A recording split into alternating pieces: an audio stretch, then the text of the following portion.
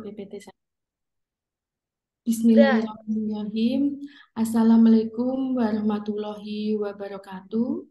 Assalamualaikum warahmatullahi Di wabarakatuh. sini saya Alifa Rose Sada Zahra akan mempelajari atau mengajarkan mengenai kalimat efektif. Sebelum kita mulai pembelajaran hari ini, kita awali dengan berdoa terlebih dahulu. Berdoa dipersilahkan. Berdoa selesai. Oke, bagaimana kabar kalian semua? Sehat? Masih puasa? Oke. Oke, sih. untuk pembelajaran hari ini capaiannya atau tujuannya yaitu mahasiswa mampu menguasai konsep kalimat efektif serta pengajarannya. Oke. Nah, menurut kalian apa itu kalimat efektif? Oke, ada yang bisa menjawab? Oke, Mbak Rosinta. Oke, baik. Terima kasih untuk jawabannya. Kalimat efektif adalah kalimat yang dapat mewakili pemikiran penulis atau pembicara secara tepat sehingga pembaca atau pendengar dapat memahami pemikiran tersebut dengan mudah, jelas, dan lengkap seperti apa yang dimaksudkan oleh penulis atau pembicara. Nah, di dalam kalimat efektif ada unsur-unsur, yaitu pertama ada subjek, kedua ada predikat, yang ketiga ada objek, yang keempat ada pelengkap, dan yang kelima ada keterangan. Yang pertama mengenai subjek. Bagian kalimat yang menunjukkan pelaku, tokoh, sosok benda, suatu hal, suatu masalah yang menjadikan pangkal atau pokok pembicara. Subjek biasanya diisi oleh jenis kata atau frasa benda nomina, klausa atau frasa verba. Nah, di sini ada beberapa contoh mengenai contoh dari subjek, yaitu pertama adalah ibuku sedang melukis. Nah, kata ibuku itu termasuk frasa benda. Kalau yang kedua ada yang berpakaian batik dosen saya. Nah, untuk yang berpakaian batik ini adalah termasuk dari klausa. Yang contoh ketiga yaitu berjalan kaki itu membuat sehat badan. Nah, itu untuk berjalan kaki itu termasuk frasa verba. Nah, yang kedua mengenai predikat. Predikat adalah kalimat yang memberitahukan melakukan tindakan apa atau dalam keadaan bagaimana subjek, pelaku, atau tokoh atau benda di dalam suatu kalimat. Selain memberitahu tindakan atau perbuatan dari subjek, predikat dapat pula menyatakan sifat, situasi, status, ciri, atau jati diri dari sebuah subjek. Nah, di dalam predikat dapat juga berupa kata atau frasa, sebagai besar berkelas sebagai verba atau adjektiva, tetapi dapat juga numeraliat, nominat, atau frasa nominal. Nah, di sini ada contoh yang pertama, anjing sedang mengendus. Nah, kata sedang mengendus itu termasuk dari sebuah tindakan, termasuk predikat tindakan. Kalau kota Jakarta dalam keadaan aman. Dalam keadaan aman ini menyatakan keadaan suatu situasi. Nah, yang ketiga mengenai objek. Objek ini adalah kalimat yang melengkapi predikat. Objek pada umumnya diisi oleh nomina, frasa nomina, atau klausa. Letak objek selalu ada di belakang predikat yang berupa verba transitif, yaitu verba yang menunjukkan wajibnya kehadiran dari objek. Nah, di sini ada beberapa contoh juga. Nurul menggendong kucing. Nah, kata kucing ini yang saya beri tanda bird itu adalah termasuk dalam objek. Yang kedua adalah arsitek. Arsitek merancang bangunan. Kata bangunan termasuk dalam objek. Nah, Koki menggoreng tahu. Nah, kata tahu itu termasuk dari objek. Nah, yang keempat mengenai pelengkap. Kalau pelengkap itu adalah kalimat yang melengkapi predikat. Letaknya pelengkap umumnya di belakang predikat yang berupa verba. Posisinya seperti itu juga ditempati oleh objek dan jenis kata yang mengisi pelengkap, dan objek juga sama, yaitu dapat berupa nomina, frasa nomina, atau klausa. Namun, antara pelengkap dan objek terdapat beberapa perbedaan. Nah, ini adalah contohnya. Anissa mengirimi kakek kopiah bludru. Dari kata Anissa itu termasuk subjek, mengirimi adalah predikat, kakeknya adalah objek, dan kopiah bludru itu termasuk dari pelengkap. Nah, yang kelima mengenai keterangan. Keterangan ini adalah menerangkan berbagai hal yang mengenai bagaimana kalimat lainnya.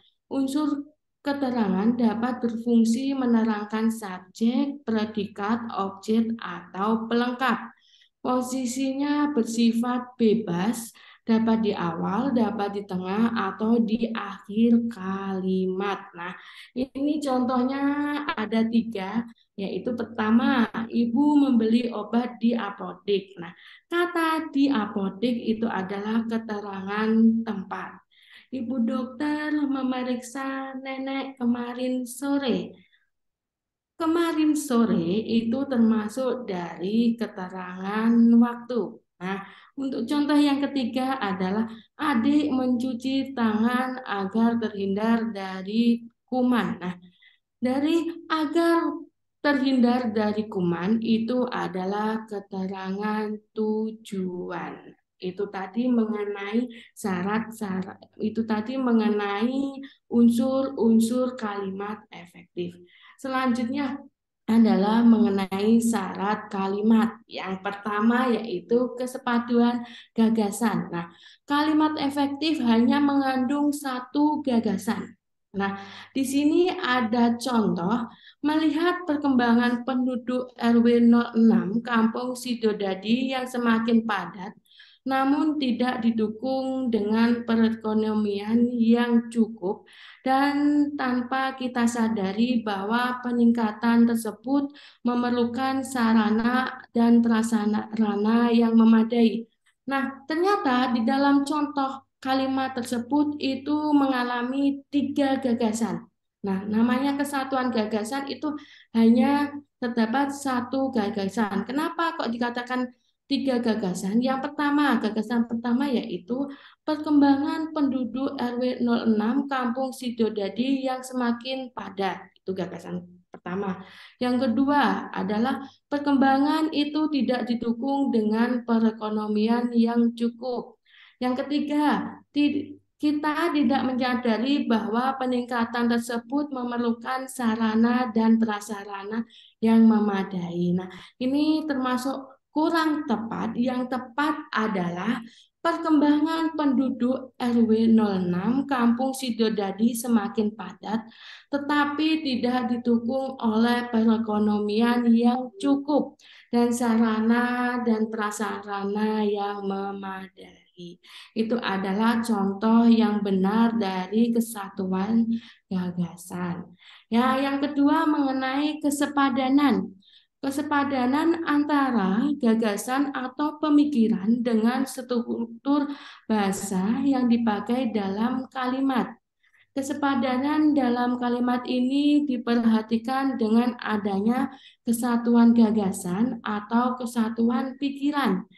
Ciri-ciri kalimat yang memiliki kesepadanan struktur adalah memiliki subjek dan predikat yang jelas. Nah, di sini ada contohnya. Contoh dalam buku ini membahas jenis kalimat. Nah, ini dikatakan tidak efektif karena tidak ada subjeknya. Nah, berubah menjadi efektif menjadi buku ini membahas mengenai jenis kalimat. Nah, yang ketiga adalah keparalelan atau kesejajaran. Bentuk kata atau makna yang digunakan di dalam kalimat yang dimasukkan dengan kesamaan bentuk kata adalah jika kata pertama berbentuk verba, maka kata selanjutnya juga berbentuk verba. Namun jika kata pertama berbentuk nomina, maka kata selanjutnya harus berbentuk dengan nomina. Nah, yang contoh di sini ada dua contoh. Contoh yang pertama yaitu langkah-langkah dalam menulis kalimat efektif adalah memahami, mengetahui, dan mengaplikasikan definisi kalimat efektif.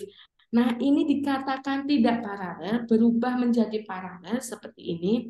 Langkah-langkah dalam menulis kalimat efektif adalah memahami, mengetahui, dan mengaplikasikan definisi kalimat efektif. Nah, untuk yang kedua adalah Ami menulis surat. Nah, ini kurang paralel, harusnya Ami menulis surat, menulis cerpen, dan menulis puisi seperti itu. Nah, ketiga, mengenai mohon maaf, yang keempat yaitu mengenai kehematan.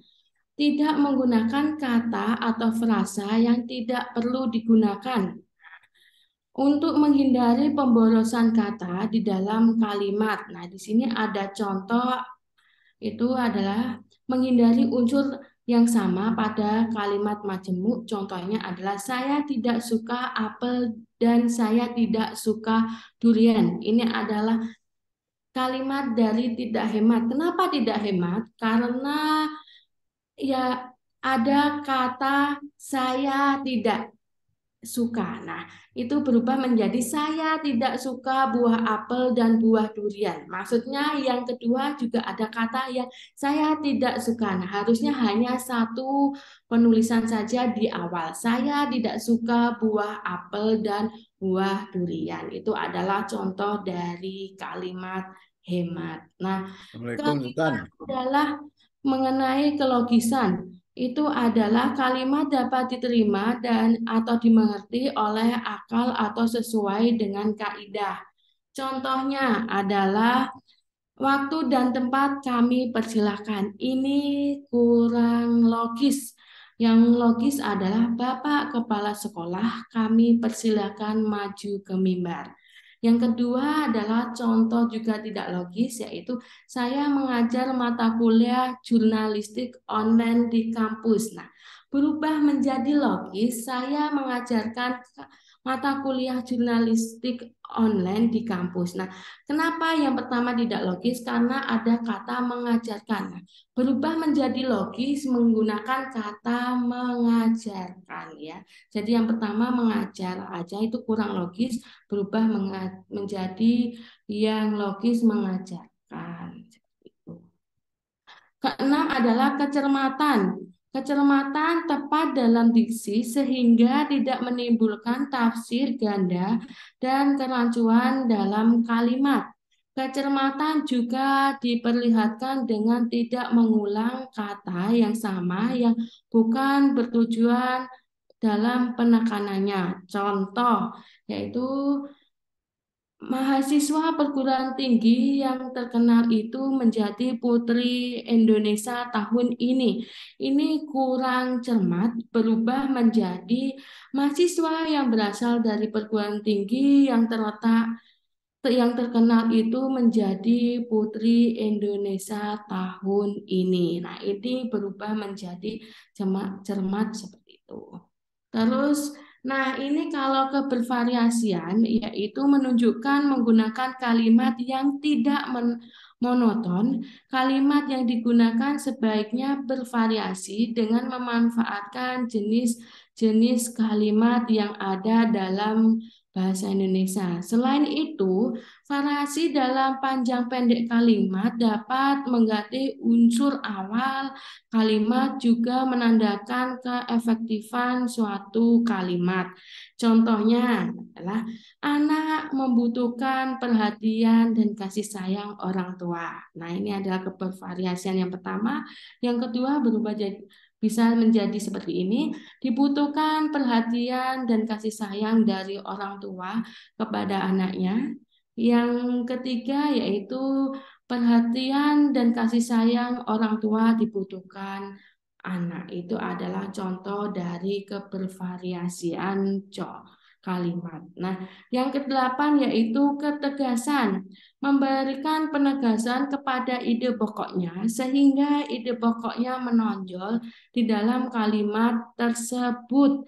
Nah, di sini ada contoh mengenai meletakkan kata yang menonjol di awal kalimat, yaitu contoh yang belum tepat adalah sudah saya baca buku itu. Nah, penekanan pada ini adalah kepada buku. Nah, tetapi kita membahasnya adalah meletakkan kata yang menonjol di awal kalimat. Nah, yang benar adalah buku itu sedang saya baca. Jadi penekanannya adalah ada di awal kalimat dengan kata buku.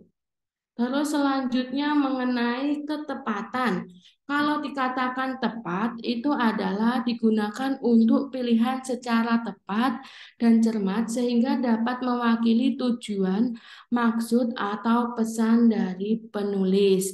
Nah, ini saya sampaikan yang tidak tepat terlebih dahulu, yaitu posisi ketujuh korban saat ini dimukakan warga dan aparat kepolisian berada dalam satu ruangan. Nah, ini tidak tepat, berubah menjadi tepat adalah ketujuh korban saat ditemukan warga dan aparat kepolisian berada dalam satu ruangan.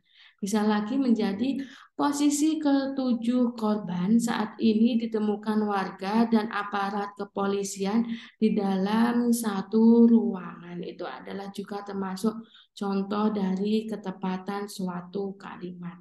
Yang ke-10 adalah kebenaran struktur.